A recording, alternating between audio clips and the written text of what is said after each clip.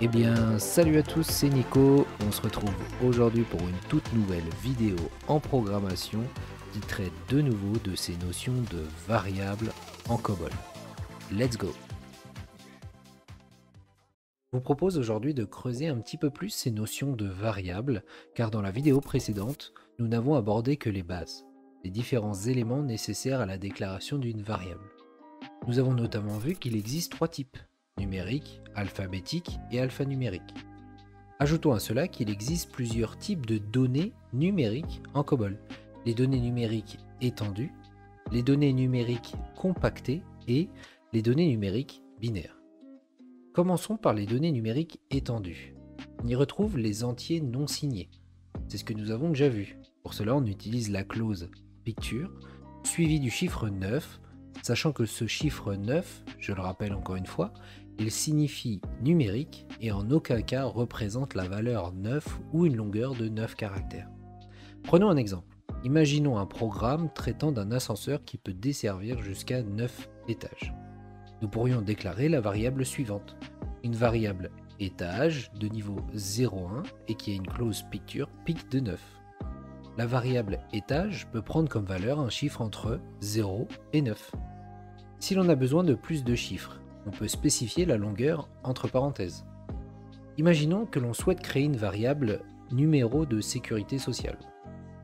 Pas très pratique et peu lisible de taper 13 chiffres 9 pour représenter un numéro de sécurité sociale. L'utilisation des parenthèses prend tout son sens dans ces cas de figure. Vous devez savoir que la longueur maximale pour une donnée numérique est de 18 chiffres. De plus, notez qu'un octet est alloué pour chaque caractère de la variable. Il existe également les entiers signés. La chaîne de format qui représente un entier signé doit être préfixée par le symbole S. Voyons cela directement sur VS Code.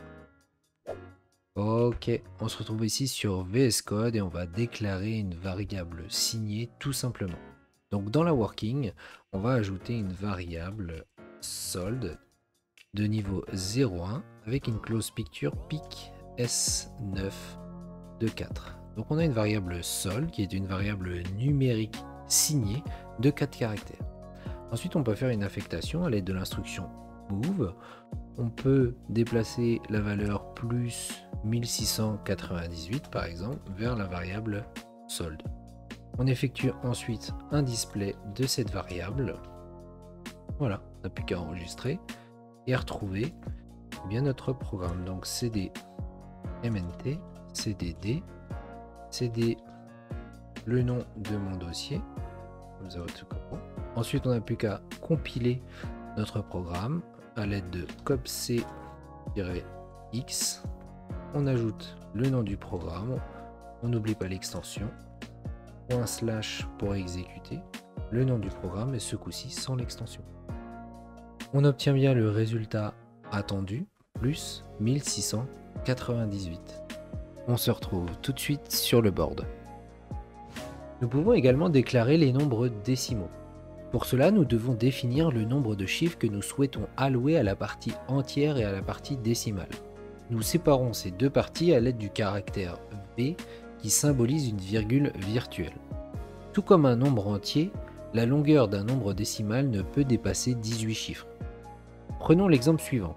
La variable salaire est ainsi une variable numérique de 4 chiffres avant la virgule et 2 chiffres après celle-ci. Passons maintenant aux données numériques compactées. Dans le but d'économiser des octets et de manière générale à améliorer les performances en termes de calcul, les zones numériques peuvent être déclarées en format numérique compacté. Dans ce format, un chiffre est codé sur un demi-octet, appelé quarté. Le dernier quarté est occupé par le signe. Une zone numérique dite compactée se déclare comme pour toute autre zone numérique, mais est suffixée par comp3 ou pact décimal. Voici les différents formats possibles. Pour déterminer le nombre d'octets occupés en mémoire par de telles zones, il faut ajouter 1 au nombre total de chiffres, diviser le tout par 2 et arrondir à l'entier supérieur si nécessaire. Pour cet exemple ici, le nombre de chiffres est de 6, 4 avant la virgule et 2 après la virgule, On ajoute 1 et on divise le tout par 2. On obtient 3,5 que l'on arrondit à l'entier supérieur, soit 4 octets. Prenons un autre exemple. Supposons que vous déplacez le nombre suivant dans une variable définie en pic 9 de 7 et que vous souhaitez l'afficher. L'occupation mémoire de ce champ est de 7 octets, 1 octet par chiffre. En revanche, si vous déclarez une autre variable en pic 9,7 comp3, l'occupation mémoire ne sera que de 4 octets. On voit que chaque chiffre est codé sur un quartet, demi-octet, avec pour dernier quartet le signe. Pour finir sur ces types de données numériques, passons aux données binaires. En programmation COBOL, il est possible de définir un ensemble de variables en binaire. La syntaxe classique est Usage is computational. Néanmoins, cette syntaxe est systématiquement abrégée en comp ou binary. Voici les différents formats possibles. Les données sont donc stockées au format binaire. Au cours de l'allocation de l'espace des données de type comp, le compilateur alloue un espace en multiples de mots. Il peut s'agir de demi-mots, 2 octets, mots, 4 octets, ou double mot, 8 octets. Regardez cet exemple. Si la valeur de n, ici entre parenthèses, vaut entre 1 et 4, l'allocation se fait sur 2 octets, entre 5 et 9 sur 4 octets, et entre 10 et 18 sur 8 octets. Bien, on en a terminé avec cette partie. Si je ne vous ai pas encore perdu, on va passer à d'autres notions que sont les variables éditées. Admettons que vous ayez un compte en banque bien garni. Il sera nettement plus agréable pour vous de lire ce solde, plutôt que celui-ci. Voilà, c'est l'objectif de cette partie, c'est de mettre en forme les variables qui sont destinées à être lues. Pour cela, le langage COBOL a prévu à cet effet des clauses picture bien spéciales qui facilitent grandement la programmation des éditions. Notez bien que ces formats d'édition ne doivent pas être employés pour effectuer des calculs, mais seulement pour la mise en forme finale des données. Les formats d'édition sont constitués par des caractères de substitution, des caractères d'insertion et des caractères mixtes. Commençons par les caractères de substitution. Les caractères de substitution sont utilisés pour remplacer des chiffres non significatifs par d'autres caractères. Les deux principaux sont le symbole Z et le symbole astérisque. Les symboles Z permettent de remplacer les zéros non significatifs par des blancs, tandis que l'astérisque lui permet de remplacer par une étoile. Prenons cet exemple. En compilant et exécutant ce code, nous obtenons le résultat suivant. Les variables WS salaire 1 et WS salaire 2 sont déclarées sur une longueur de 4. En utilisant les formats d'édition, le 0 non significatif est remplacé par un blanc lorsque le symbole Z est employé et par un astérisque lorsque l'astérisque est utilisé. Prenons cet autre exemple. Dans ce bout de code, j'ai ajouté une constante figurative, 0, qui permet d'insérer des zéros sur l'ensemble de la longueur d'une variable. Nous allons prochainement détailler cette notion de constante figurative dans une future vidéo.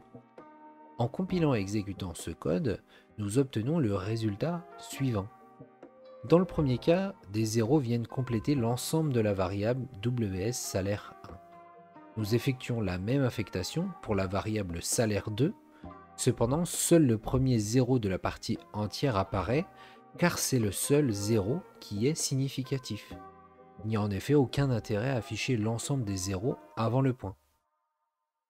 Voyons ensuite les caractères d'insertion. Comme son nom l'indique, le caractère d'insertion vient s'insérer comme caractère physique au sein d'un format numérique édité. Les trois principaux caractères d'insertion sont les suivants. Le symbole B qui va permettre d'insérer un caractère blanc entre deux séries de chiffres. Le symbole point qui va permettre d'insérer un point comme séparateur de la partie entière et de la partie décimale. Le symbole virgule va permettre d'insérer une virgule comme séparateur de la partie entière et de la partie décimale. Regardez cet exemple. En compilant et exécutant ce code, nous obtenons le résultat suivant. Comme vous pouvez de nouveau le remarquer, ici le symbole Z permet de remplacer les zéros non significatifs par des blancs et le symbole B insère un espace, ou plus précisément un caractère blanc. Et là vous allez me dire, mais tout à l'heure on a utilisé une virgule pour séparer la partie entière de la partie décimale. Et oui, effectivement il y a une notion que l'on n'a pas abordée.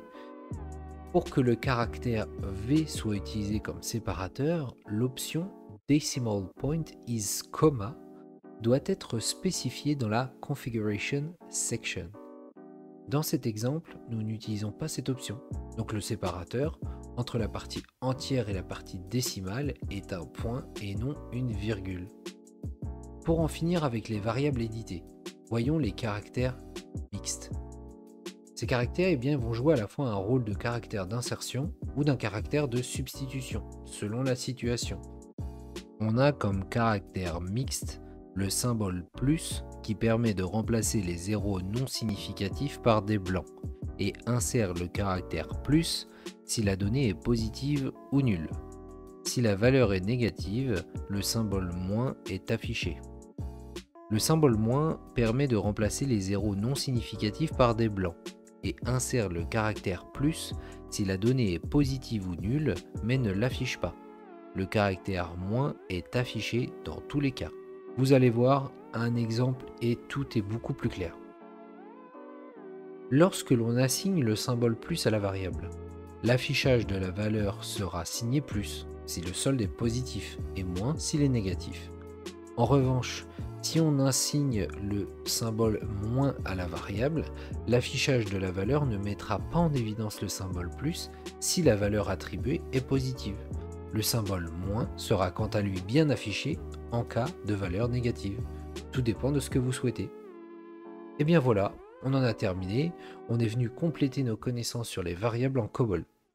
Si vous avez apprécié cette vidéo, n'hésitez pas à liker, à lâcher les abonnements, les commentaires. On se dit à très vite pour une prochaine vidéo. Ciao!